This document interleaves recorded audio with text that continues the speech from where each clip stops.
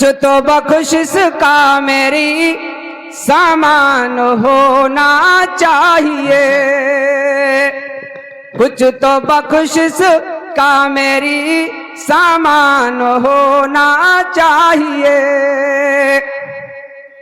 راہ دی پر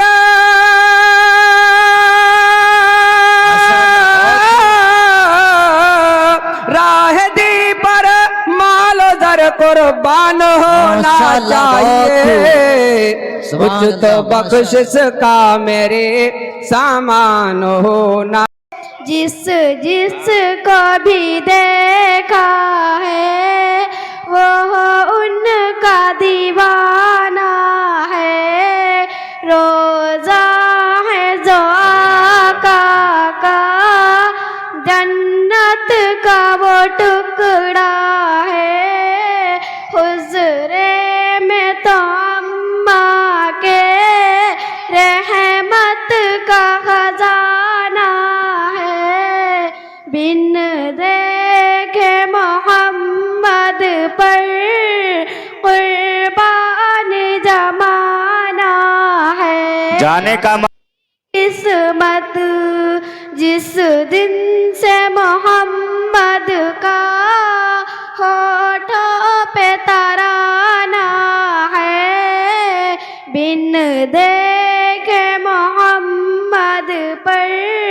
قربان زمانہ ہے، جس کو بھی دیکھا ہے وہ ان کا دیوانہ ہے، معراج کی اب مولا جبریل سے یوں بولے، محبوب کے تلووں پر لب رکھ کے جگانا ہے، بن دیکھے محمد پر قربان زمانہ ہے۔ السلام علیکم۔ تو آئیے اب میں تقریر کے لیے عالیہ بانو کو دعوت مائک دینا چاہتا ہوں کہ عالیہ بانو آئیں اور تقریر سے ہم سب کے دلوں کو مستفیض فرمائیں۔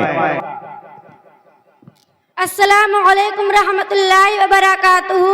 اعوذ باللہ من الشیطان الرجیم، بسم اللہ الرحمن الرحیم۔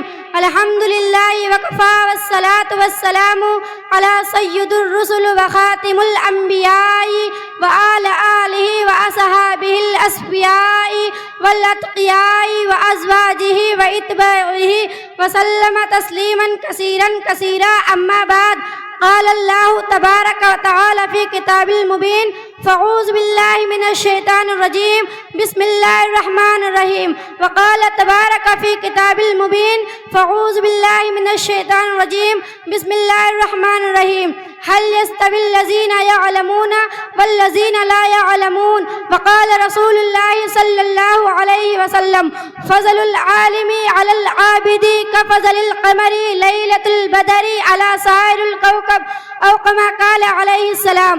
علم ایک ایسی دولت ہے جو لٹتی نہیں، خرچ کرنے سے کبھی گھٹتی نہیں، پھر نہ تم کرنا کبھی اور تشنہ لبی کے شکوے، آج میں کھانے کا میں کھانا اٹھا لاؤں گا۔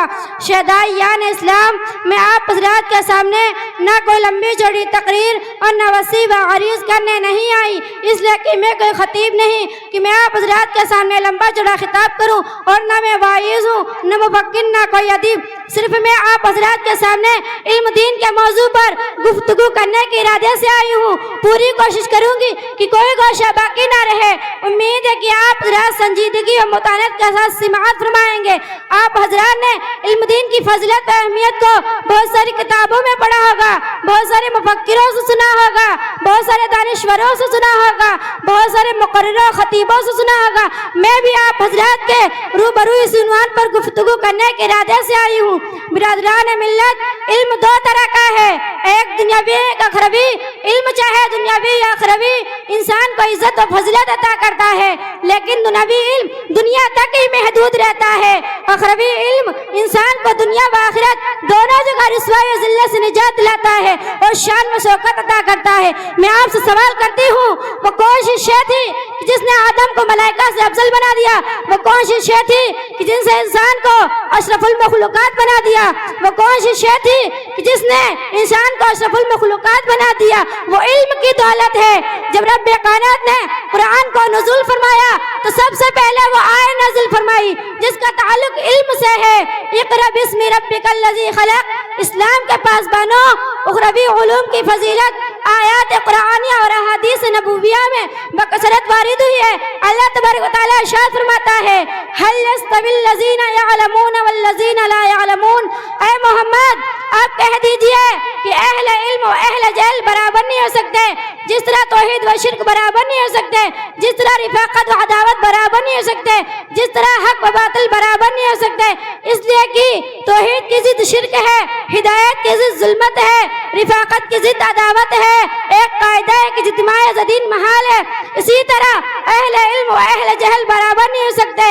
ایک حدیث شریف میں محسن انسانیت صلی اللہ علیہ وسلم نے ارشاد فرمایا، فضل العالم علی العابد کفضل القمر لیلۃ البدر علی سائر الکوكب، عالم کی فضیلت عابد پر ایسی ہے جیسے کہ چودھویں چاند کی فضیلت تمام ستاروں پر۔ حضرت عبداللہ بن عباس رضی اللہ عنہ فرماتے ہیں کہ دوسرے مومنوں کے مقابلے میں اہل علم کے 700 درجات ہوں گے اور ہر درجوں کے درمیان مسافت 500 برس کی مسافت کے برابر ہوگی۔ لیکن آج کے دور کے مسلمان اپنے بچوں کو کمیونسٹ افرنگی تعلیمات دیتے ہیں، یہ صرف شیطان کا فریب ہے۔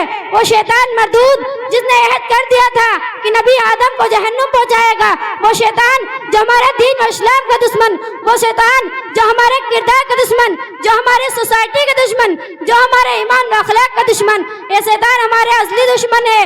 اپنے خوبصورت رنگین جال میں پھنسا کر ہمیں تعلیمات اسلامیہ سے دور کرنا چاہتا ہے۔ یاد رکھیں، اگر ہم کمیونزم و معصوم بچوں کے خواہاں ہیں تو اسے عالم دین بنائیں، اس لیے کہ محسن کائنات صلی اللہ علیہ وسلم نے ارشاد فرمایا، یستغفر العالم ما فی السماوات والارض، زمین و آسمان میں جتنی اشیاء ہیں وہ سب عالم کے لیے مغفرت کی دعا کرتے ہیں، عالم کے لیے جنات بھی دعا کرتے ہیں، عالم کے لیے کیڑے مکوڑے بھی دعا کرتے ہیں، عالم کے لیے سمندر کی مچھلیاں بھی دعا کرتے ہیں۔ اس کے باوجود بھی مسلمان کا حال یہ ہے کہ انگریزوں کے جال میں پھنس کر ہم اپنے دین و معاشرت کو داغدار کر رہے ہیں۔ چاہیے تو یہ تھا کہ ہمارا دین صحابہ کے دین کے مانند ہوتا، ہمارا معاشرہ صحابہ کے معاشرے کے موافق ہوتا، ہماری تہذیب مسلمان کی تہذیب ہوتی، ہماری سوسائٹی اسلام کی سوسائٹی کے مانند ہوتے، لیکن سب کچھ اس کے برعکس نظر آتا ہے۔ کسی شاعر نے کیا خوب کہا ہے، سمجھ میں کچھ نہیں آتا، سمجھ میں کچھ نہیں آتا، دنیا کا حساب ہی الٹا، نصیحت کیجئے جس کو ملتا ہے جواب الٹا۔ السلام علیکم ورحمۃ اللہ وبرکاتہ۔